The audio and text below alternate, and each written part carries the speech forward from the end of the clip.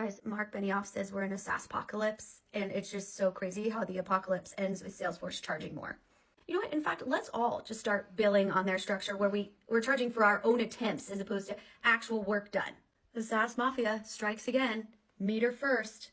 Outcomes like a hard maybe. So in the Q4 earnings call for Salesforce, Mark Benioff thinks he's super funny, and he uses the word SaaS apocalypse to kind of reframe and joke that SaaS is being completely eaten up by agentic AI platforms, which is why we've seen this absolute crash in the market. Salesforce specifically was down compared to their prior highs. Obviously, their investors are very spooked because of the rise of agentic AI.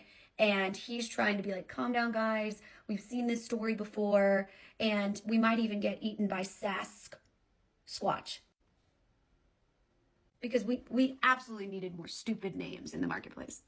And the play here, which I want you guys to really understand, is they're moving to a prove it in production model, which is incredibly risky. This only benefits Salesforce and its investors and not at all the customer. So this is how they're going to do it. They have a new revenue lever, which they call AWUs, and that means Agentic Work Units. Think of these kind of like tokens or credits. They're a per action pricing type of scale. So even if customers don't add users, don't add headcounts, the agents do, right? So the more Salesforce can then bill.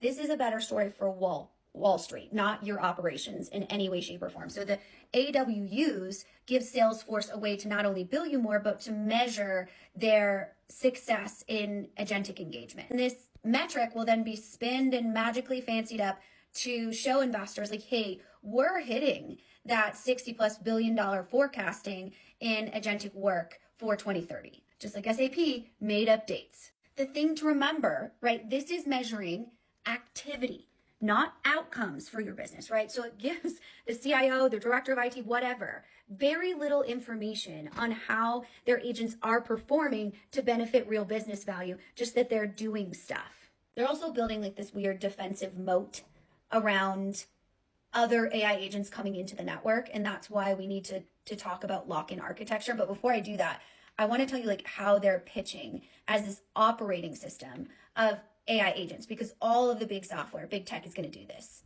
What he lays out here is that Salesforce is like the operating for an agentic enterprise, which just basically means that all of Salesforce agents are necessary, right? They're the only ones that you need because Salesforce is the operating system.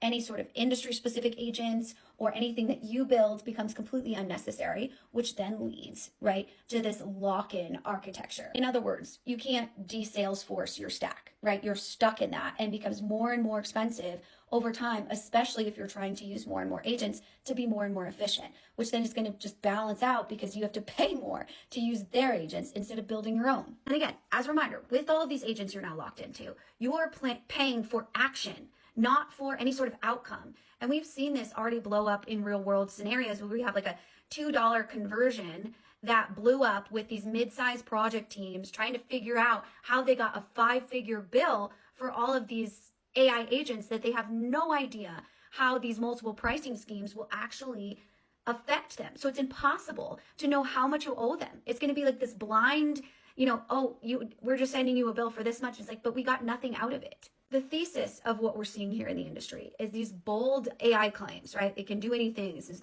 the software of the future. And then backpedaling, right? When nobody likes it nor understands how to use it, right? So for customer backlash, Agentforce has changed its pricing model three times in 18 months because it cannot figure out how to add any actual value because the agents are untested, right? Nobody wants to pay for usage or attempts, okay? I can't stress that enough. They want to pay for outcomes. I'm not really sure why this is so hard for you to understand. No wonder you're in a SaaS apocalypse. You can't figure out how to actually add value for your customers without force loving them into a relationship with you that they don't want to be in.